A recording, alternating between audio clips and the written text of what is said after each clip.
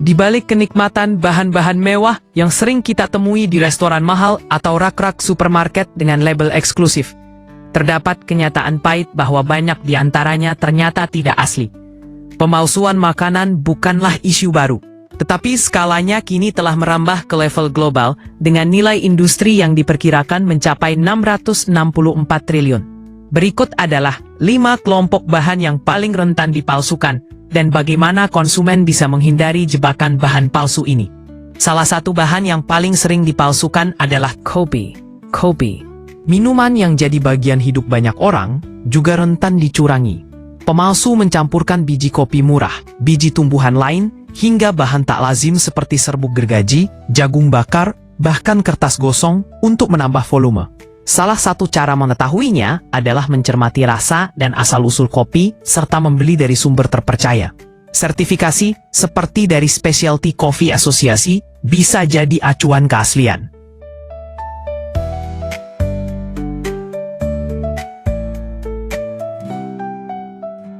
Di sisi lain, saffron atau emas merah, rempah paling mahal di dunia, juga sangat sering dipalsukan. Diperlukan lebih dari 150.000 bunga untuk menghasilkan 1 kilogram saffron asli.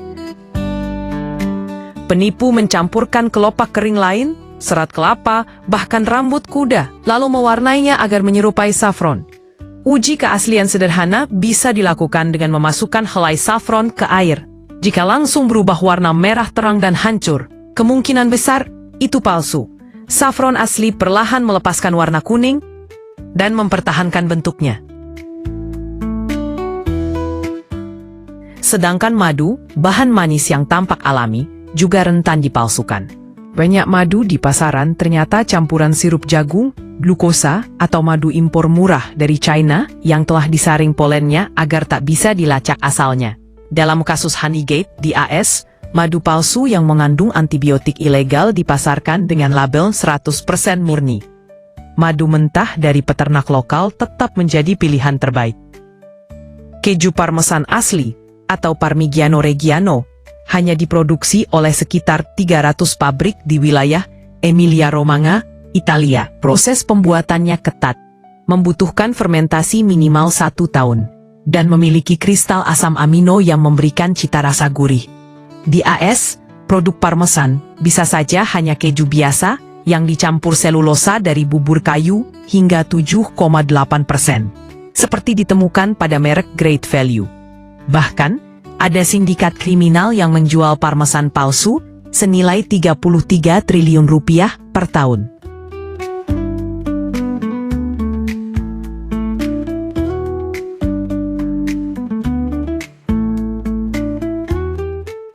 Daging sapi Wagyu juga menjadi incaran pemalsuan. Daging ini berasal dari 4 jenis sapi Jepang yang diternakkan secara khusus.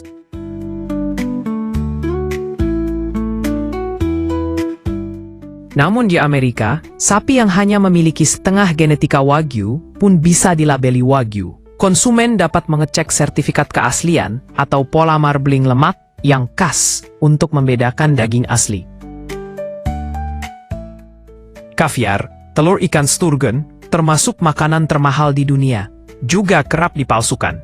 Pemalsu mencampurkan telur ikan murah atau pewarna agar menyerupai kaviar asli. Kaviar palsu larut di air panas, sementara yang asli mengeras seperti telur rebus.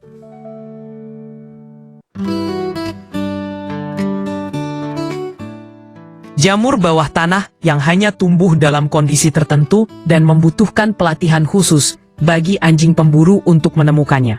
Namun sayangnya, yang banyak dijual sebagai truffle oil sebenarnya tidak memiliki kandungan truffle sama sekali. Minyak ini biasanya hanya campuran dari minyak zaitun atau minyak bunga matahari dengan senyawa kimia sintetis bernama 2,4-dithiopentan yang sebenarnya berasal dari purunan minyak bumi dan memiliki aroma mirip bau paki. Label seperti truffle aroma atau truffle flavor menjadi pertanda bahwa produk tersebut sepenuhnya buatan laboratorium. Sementara itu, sirup maple, yang sejatinya berasal dari penguapan getah pohon maple dan membutuhkan sekitar 166 liter getah hanya untuk menghasilkan 4 liter sirup, juga tak luput dari praktik curang.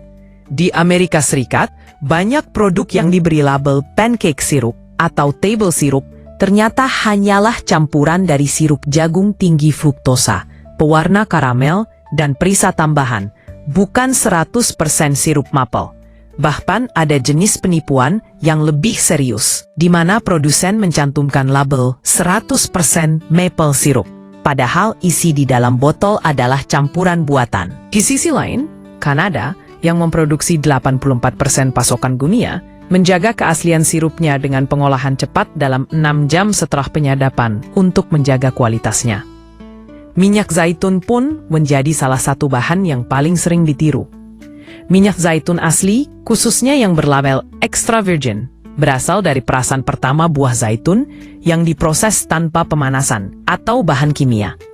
Namun di banyak kasus, yang dijual sebagai extra virgin ternyata hanya campuran minyak zaitun kualitas rendah atau bahkan minyak kedelai dan kanola yang diwarnai dan diberi perisa.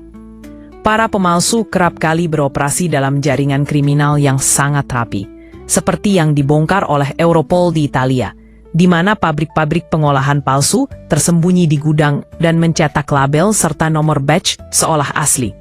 Salah satu cara untuk mengenali keaslian minyak zaitun adalah dengan memeriksa label pressed on date serta mencium aromanya. Minyak asli seharusnya memiliki aroma buah dan rumput segar, bukan hambar atau tengik. Wasabi, pasta hijau yang biasa menemani sushi, ternyata 99% versi Amerika dan 95% versi Jepang bukanlah wasabi asli. Kebanyakan hanyalah campuran dari lobak pedas, horseradish, pewarna hijau, dan pengental. Wasabi asli sangat sulit dibudidayakan dan hanya tumbuh di lingkungan alami seperti aliran gunung Jepang. Ciri wasabi asli adalah tekstur yang kasar dan rasa yang lebih lembut, bukan membakar seperti horseradish. Vanila pun serupa. Hanya 1% produk vanila di dunia berasal dari ekstrak asli, sebagian besar dari Madagaskar. Sisanya hanyalah vanilin sintetis dari minyak bumi, kayu, atau cengkih. Di negara lain, bahkan ada kasus vanila palsu yang mengandung kumarin, zat toksik dari pohon tonka.